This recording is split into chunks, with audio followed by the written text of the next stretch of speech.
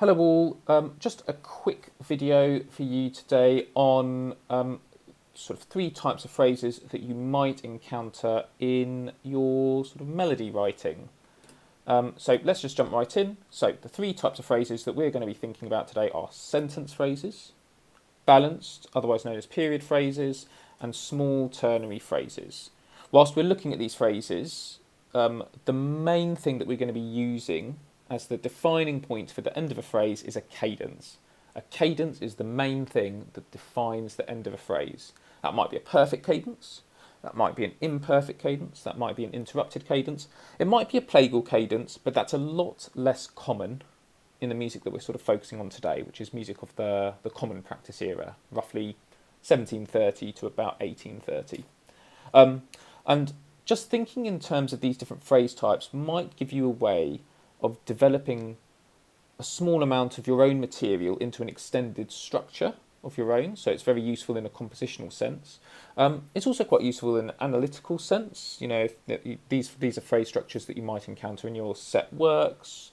And it's also quite useful from a listening perspective. It gives you a way of sort of understanding the music that you're listening to as well. So let's just get started. Right, I'll play this example through and then we'll sort of break it up into its constituent elements.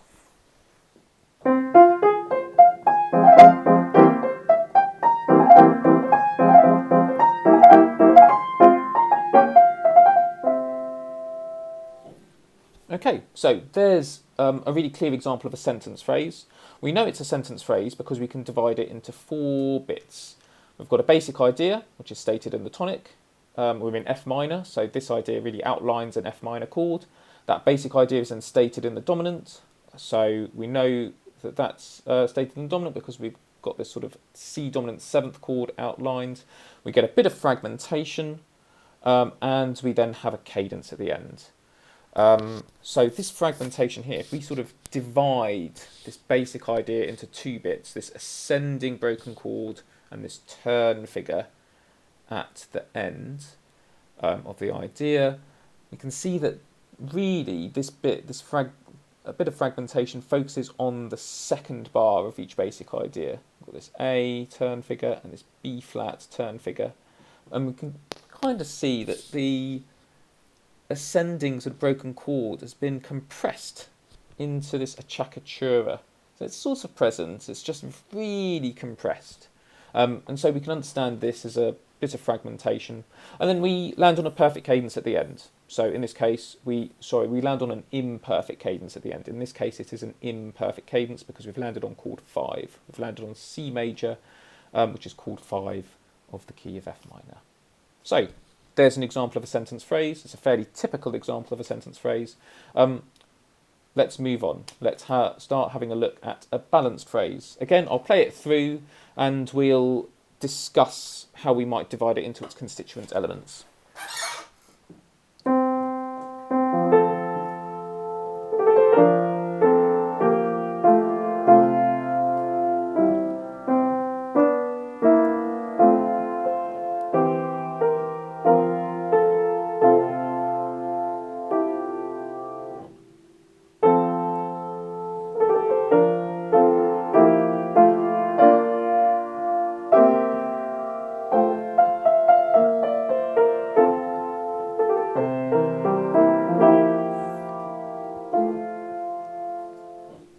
Okay, so we can understand that balanced phrase as consisting of 2 4-bar units. We have an antecedent phrase and a consequent phrase. The antecedent phrase is really defined by the fact that it ends on an imperfect cadence. We land on chord 5 here. We're in F major, we've landed on a C major chord there. So we've landed on chord 5. That's an imperfect cadence. And what that does is it really sets up some tension. It sets up a feeling that that the music needs to carry on and resolve that tension. And that tension is then resolved in the consequent part of the phrase.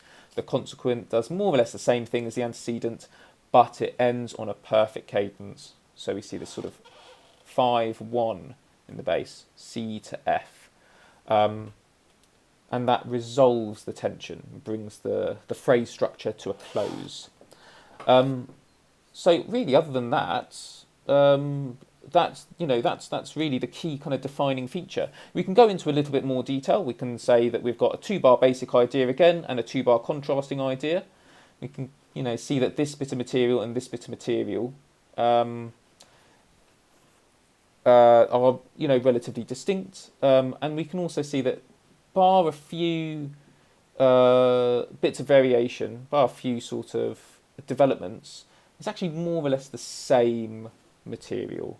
I suppose at the end of this basic idea, we go up and we have quite a lot of semi-quaver material leading up to that perfect cadence, but really the gist of the material was actually very much the same. If you were going to give these two 4-bar phrases a letter abbreviation, it would almost certainly be A and A1. Okay, so there's our balanced phrase. We'll move on and we'll have a think about a small ternary phrase structure. And we can really understand small ternary phrase structures as an extension of a balanced phrase. So what I'll do here is I'll play through the balanced phrase that we just had before, and this time I'll also play this sort of contrasting middle and consequent part of the phrase that happens directly after it. This material happens directly after the balanced phrase that I played in the previous example. So I'll play it all through together as a unit, and then we'll talk about what's added in a small ternary phrase structure.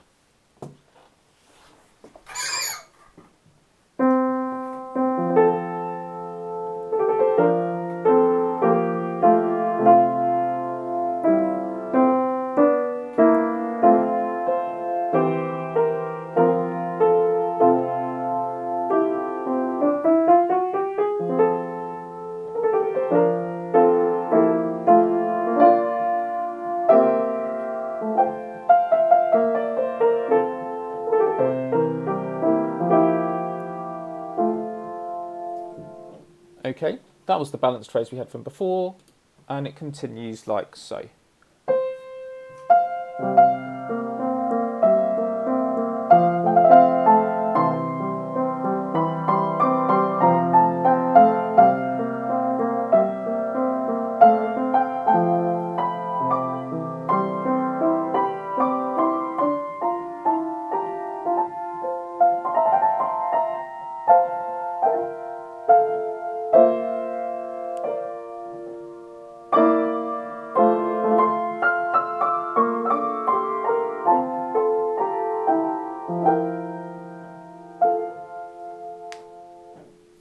Okay, so in a small ternary phrase structure, we're adding 2 other 4-bar units. We have a contrasting middle, so a different idea for 4 bars in this case, and then we return to the consequent phrase. The contrasting middle usually deploys a technique known as standing on the dominant. We have a dominant pedal all the way through here. So we've just got the C in the bass here, all the way through, and we're just sort of standing on the dominant. And what this does is it sort of builds some tension. If we're on the dominant, we know we've got to go back to the tonic. So it's really kind of like we're building up that tension, we're expecting the tonic to appear, and then when we do get to the consequent phrase, again, that tension that we've built up in the consequent middle, or the contrasting middle, is resolved. So we get back to the consequent phrase, and then we finally end on a perfect cadence again. So we go from 5 to 1. It's worth noting that, again, this version of the consequent phrase is also slightly varied. So it doesn't quite look like the one that we had previously. But those variations don't fundamentally change the phrase. They're decorative. They're sort of little extra sort of semi-quaver runs, or maybe some like sort of chromatic notes every so often. So anyway, there we have it. Those are the 3 types of phrase structure. I'm hoping that that'll be really useful for your composition work potentially. If you're writing music in a sort of a classical style or in a sort of a neoclassical style, this kind of material will be very, very useful. I'm hoping it might inform your listening and potentially inform your analytical work as well. It will certainly give you a vocabulary for talking about those different phrase types. I hope it's been useful, and yeah, thank you very much. See you next time.